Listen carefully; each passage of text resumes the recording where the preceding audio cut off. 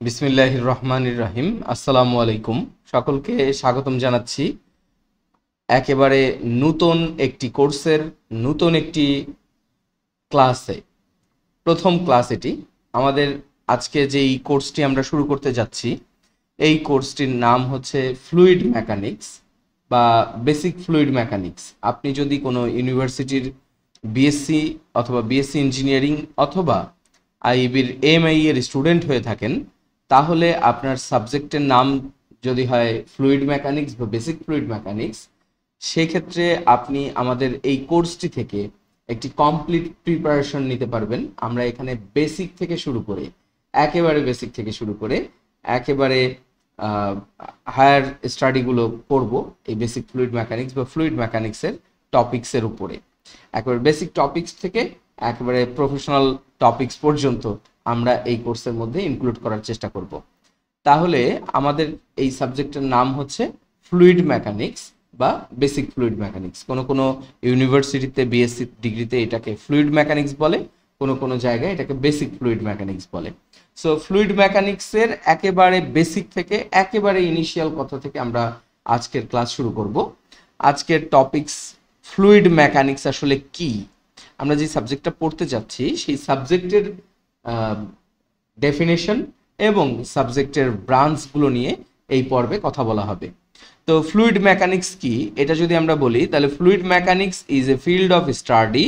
Fluid mechanics হচ্ছে পড়াশোনার বা স্টাডি করার সেই ফিল্ড বা ক্ষেত্র যেই ক্ষেত্রে focused on how fluid behaves, যেই ক্ষেত্রটা বা যেই স্টাডিটা ফোকাস করে ফ্লুইডের বিহেভিয়ার নিয়ে, কিভাবে ফ্লুইড বিহেভ করে, এই টপিকস নিয়ে যেই সাবজেক্ট আলোচনা করে তাকেই আমরা ফ্লুইড মেকানিক্স বলে থাকি।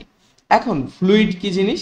ফ্লুইড হচ্ছে any substance that can flow, যে কোনো সাবস্টেন্স যেটা ফ্লো করতে পারে, ফ্লো বা প্রবাহিত হতে পারে। যে প্রবাহিত হতে পারে সে প্রবাহী পদার্থ।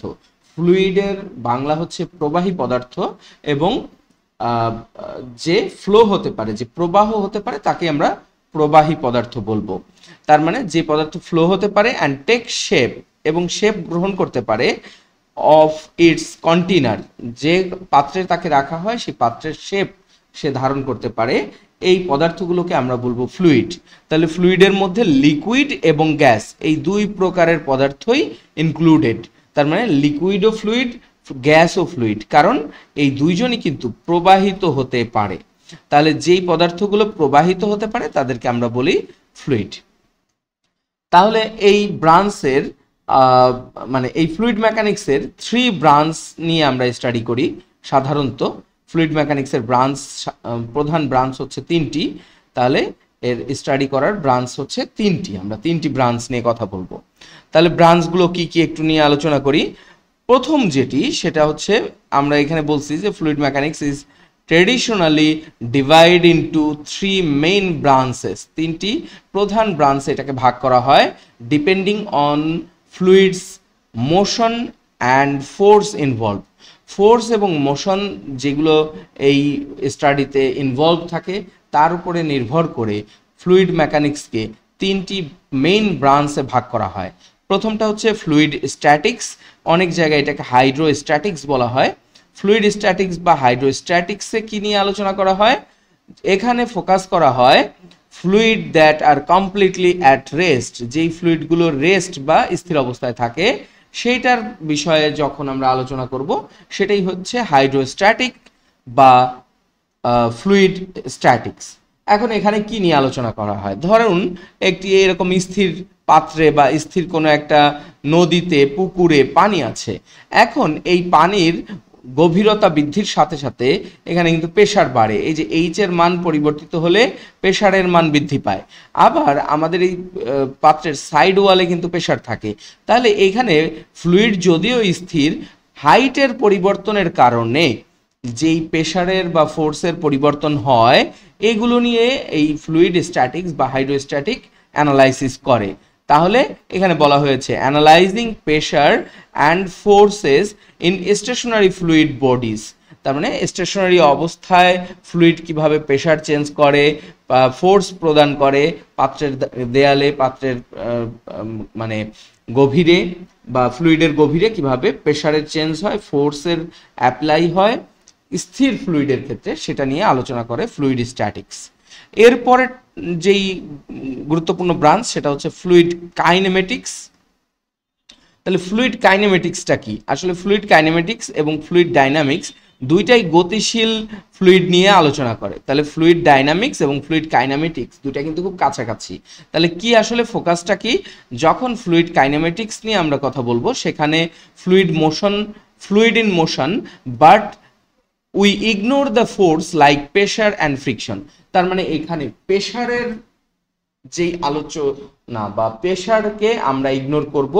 এই ক্ষেত্রে হচ্ছে ফ্লুইডের ফ্লো বা মোশন নিয়ে কথা বলা হবে। পিওরলি ভেলোসিটি, এক্সেলারেশন এবং ফ্লো পার্সেন্টেজ নিয়ে আমরা কথা বলবো। কিউ বের করব, ভেলোসিটি বের করব, এক্সেলারেশন অফ ফ্লো বের করব, বাট সেখানে ইগনোর করব হচ্ছে প্রেশার। তাহলে প্রেশার ফোর্সকে ইগনোর করে যেখানে ক্যালকুলেশন করা হয় সেটাকে বলা হয় ফ্লুইড কাইনেমেটিক্স। আর ফ্লুইড ডাইনামিক্স হচ্ছে কমপ্লিট কনসিডারেশন করা হয় যেখানে। তাহলে fluid in motion where we consider all the forces acting on the fluid including pressure forces. তার মানে আমরা যদি প্রেশার ফোর্সকে ইনক্লুড করে সব ফোর্সকে ইনক্লুড করে ক্যালকুলেশন করি সেটা হচ্ছে ফ্লুইড ডাইনামিক্স। মোশনে থাকা ফ্লুইডের সবগুলো ফোর্সকে ইনক্লুড করে ক্যালকুলেশন করলে সেটা হচ্ছে ফ্লুইড ডাইনামিক্স। এবং শুধুমাত্র প্রেশারকে ইগনোর করে অন্যান্য বিষয়গুলোকে, velocity, acceleration, flow rate, flow percentage, এইগুলোকে ক্যালকুলেশন করার ক্ষেত্রে যদি আমরা প্রেশারকে ইগনোর করি সেটা হচ্ছে ফ্লুইড কাইনেমেটিক্স। তাহলে আসলে আমরা বলতে পারি ফ্লুইড কাইনেমেটিক্স হচ্ছে ফ্লুইড ডাইনামিক্সের একটি স্পেশাল ব্রাঞ্চ।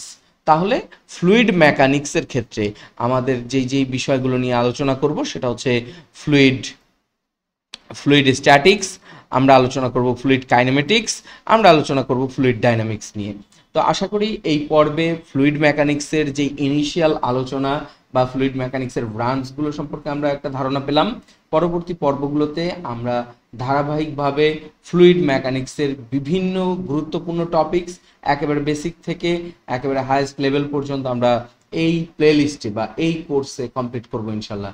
সে পর্যন্ত সবাই সঙ্গেই থাকবেন। আমাদের চ্যানেলটিকে সাবস্ক্রাইব করে চ্যানেলটির বেল বাটনে ক্লিক করে রাখুন যেন পরবর্তী ভিডিওর নোটিফিকেশন আপনার কাছে পৌঁছে যায়।